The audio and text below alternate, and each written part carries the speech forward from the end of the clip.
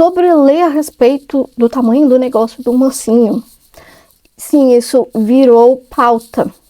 Eu tenho várias considerações a respeito disso. Porque isso não é um problema como leitura. Não é.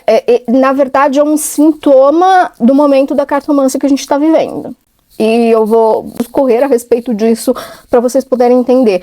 Mas esse vídeo provavelmente vai ficar longo, eu já vou avisando, porque eu preciso chegar lá para vocês entenderem o que eu quero dizer, tá? Vou começar com o que o Waite entende a respeito do tarô e para que ele acha que o tarô serve, tá?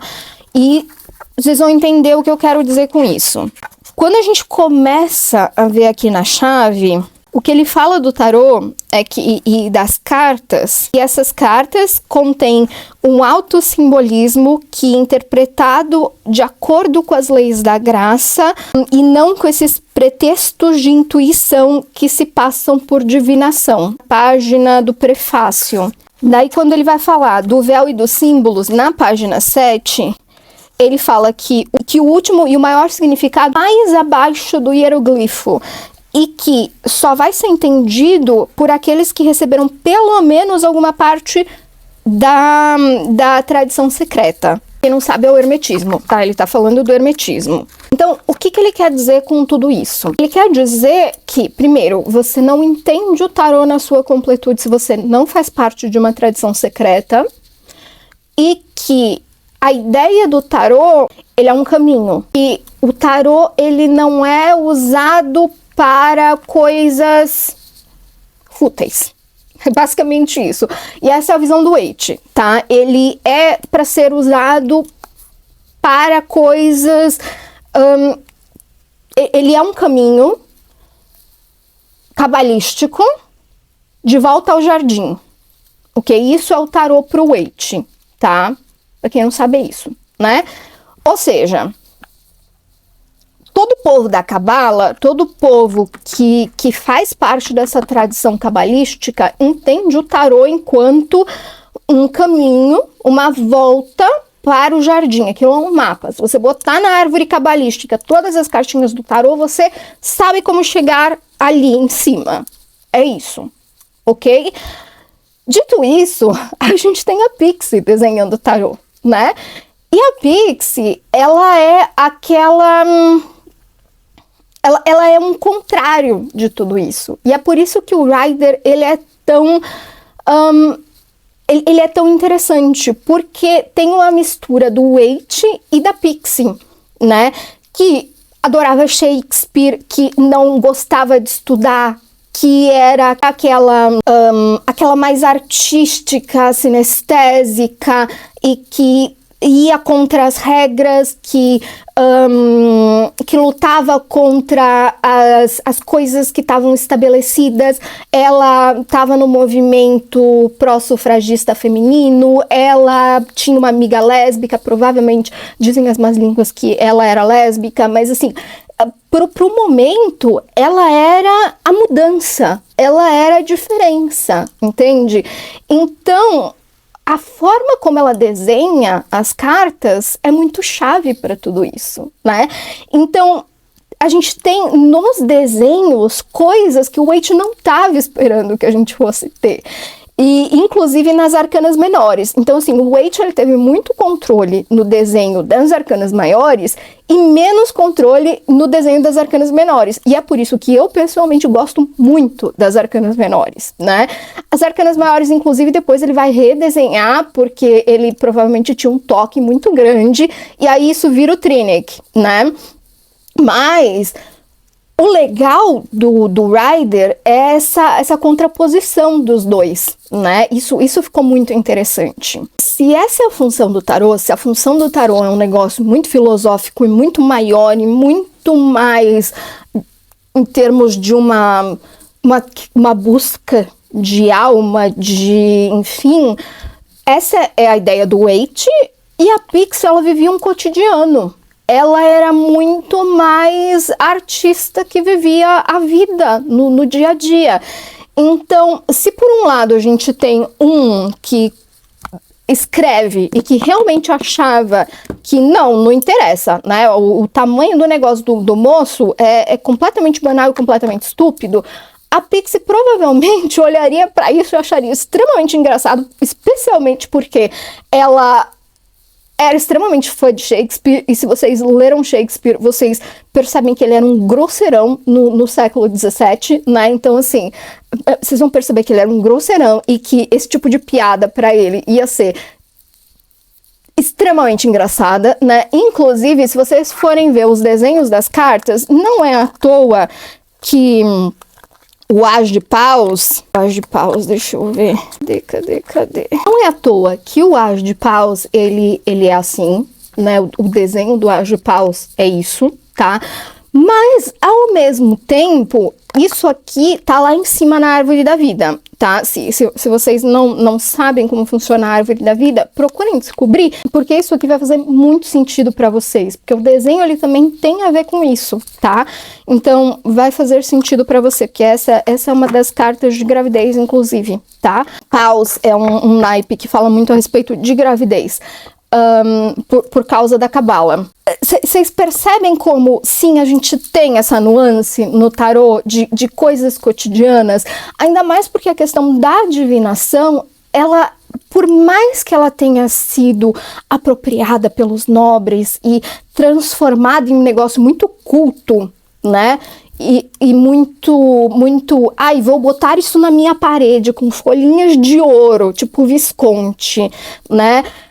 Você tinha o jogo, você tinha o negócio que era popular, você tinha o povo querendo saber das coisas, mas, e aqui é uma outra questão, mas o povo queria saber de coisas que fazem sentido para a vida deles, ok? Então, o povo queria saber, essa pessoa está me traindo, porque isso era importante para a época, né? Então, vamos voltar ali um pouquinho.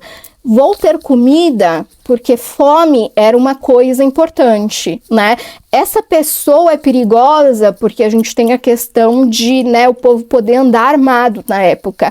Então, vocês percebem como as perguntas, elas realmente eram impactantes na vida das pessoas, né? Então, o fato das pessoas poderem perguntar coisas que não são tão impactantes, perceba que a gente tem questões aí, né? Isso não é tão impactante na vida de uma pessoa, ok? Então, por um lado, a gente tem, primeiro, a questão de uma revolução sexual feminina, o que é bastante interessante, porque isso, eu imagino que na maioria sejam mulheres perguntando, mas também podem ser homens, né? O que também pode ser uma questão de uma revolução sexual aí, né, de uma mudança e uma libertação LGBTQIA+, também pode ser interessante.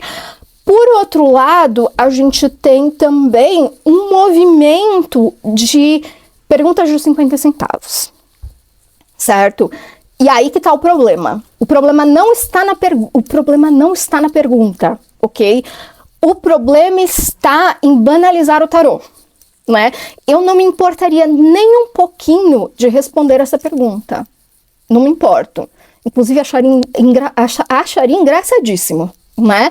Mas a questão é, as pessoas banalizarem a ponto disso se tornar uma prática tão comum que as pessoas desperdicem perguntas a ponto de que isso seja uma pergunta comum. Não na minha mesa. Na minha mesa isso não é uma pergunta comum, porque as pessoas não pagam o meu preço para perguntar isso. Então, para quem que elas estão perguntando isso? Elas estão perguntando nas lives de graça e elas estão perguntando para o povo que cobra 50 centavos. Percebe? E esse é o problema.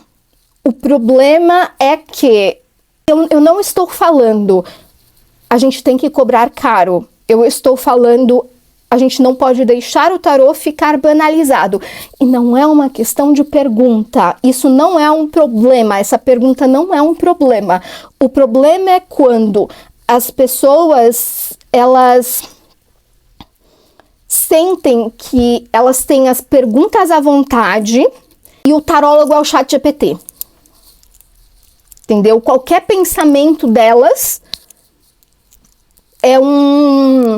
elas podem vomitar em você, porque isso vicia a pessoa num tarô. Tanto é que tem um monte de gente usando o ChatGPT que nem tarô, que nem tarólogo, e ChatGPT não é tarólogo, tá? A gente já tá tendo problema com pessoas que estão usando o chat como psicólogo, tá? Isso já saiu até em matérias, tá? Tá sendo um problema. Eu quero só ver o povo começar a falar mal de tarô porque vocês estão usando o chat como tarólogo, sendo que o chat não é tarólogo. E assim, ele não ajuda vocês com as perguntas, ele não ajuda vocês com o amparo correto, né?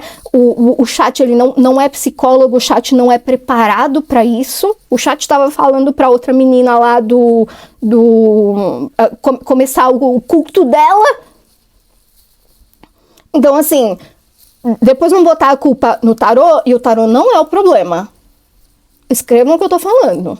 Então, deixa eu ver se eu consigo transformar isso num pensamento, assim, reto para vocês, né? Conseguirem entrar na minha cabeça, nos meus pensamentos. O problema não é a pergunta, o problema não é você cobrar relativamente barato, né? O problema, sim, é cobrar 50 centavos a pergunta, porque, né, é um trabalho. Muita gente cobrando 50 centavos é um problema. O problema é o despreparo de alguns cartomantes. Isso é um problema. Eu acho maravilhoso que a gente tenha muita gente entrando no meio. Eu acho que é lindo o nosso trabalho que tá se abrindo para as pessoas. Quando eu falo que eu sou taróloga, as pessoas não falam: nossa, mas você não trabalha com o diabo. Não é isso. Isso não é, né? Então, as coisas estão mudando e eu acho isso legal. Mas, por outro lado, você tem o despreparo das pessoas. Mas isso acontece em todas as profissões, eu entendo isso, tá? Mas, por outro lado, aparecerem perguntas assim quer dizer que tá ficando banalizado. Já essa não é uma pergunta-chave para sua vida. A não ser que seja. Se for, perfeito. Se for, você tá disposto a pagar, sei lá, 20, 25 reais numa pergunta, né? Agora, se você só tá disposto a pagar 50 centavos por essa resposta, provavelmente ela não é chave para sua vida, ok? Dito isso, eu imagino que ela não seja chave eu não sei se só eu que dei esse azar na minha vida, é que é a coisa mais fácil descobrir o tamanho. Homem manda foto, às vezes manda vídeo. Eu não posso ter sido a única pessoa que deu esse azar na vida. E não foi uma vez só, tá? Às vezes, nas minhas mensagens, aqui, nas que o TikTok esconde, aparece de gente que eu nem sei quem é. E eu não abro mais foto, porque agora eu tenho trauma. Então não adianta vocês me mandarem foto, tá? Assim, eu juro, é um trauma, tá? Então, garanto, muito fácil. Assim, não tem, né? Homem é uma criatura complicada. Então, 50 centavos eu já acho que tá caro, que às vezes não vale a pena. Então, eu não sei se eu consegui explicar e chegar no meu ponto de que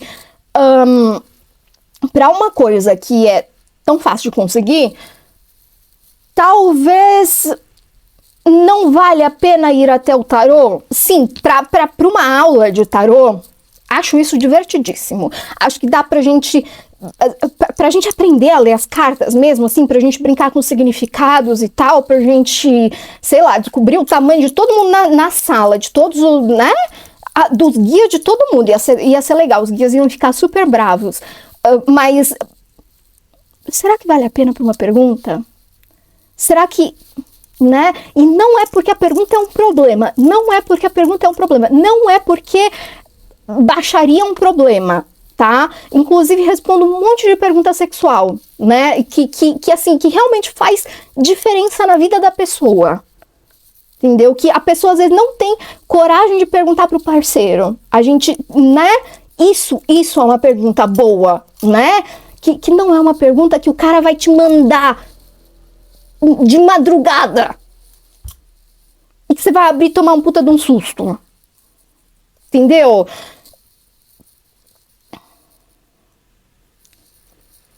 Esse é o problema dessa pergunta. Mas dá pra saber pelas cartas, é lógico que dá, tipo... Eu acho que não tem muita coisa que não dá pra saber pelas cartas. É só que...